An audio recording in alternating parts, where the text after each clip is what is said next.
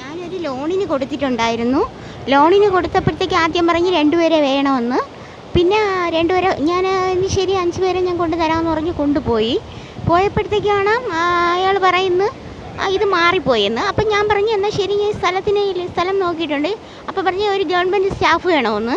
അപ്പം ഞാൻ പറഞ്ഞു എന്നാൽ ശരി ഞാൻ ഗവൺമെൻറ് സ്റ്റാഫിനെ കൊണ്ടുതരാം. ഒന്ന് കൊടുക്കാമെന്ന് പറഞ്ഞപ്പോൾ പറയുന്നു 2 പേരെയും വേണമെന്ന്. അപ്പം ഞാൻ പറഞ്ഞു ശരി 2 പേരെ. അപ്പോൾ പറയുന്നത് ഇപ്പോഴും കൊണ്ട് കൊടുക്കൂലെന്ന്.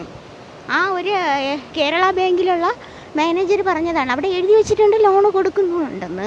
അങ്ങനെ ഞാനൊരു 3-4 ഒരു ഏകദേശം 1 വർഷം കൊണ്ട് ഞാനിത് ഇങ്ങനെ നടക്കുകയാണ്. അപ്പോഴത് കിട്ടുമെങ്കിൽ ഒരു ബിസിനസ് ചെയ്യാം എന്നുള്ള രീതിയിലാണ്.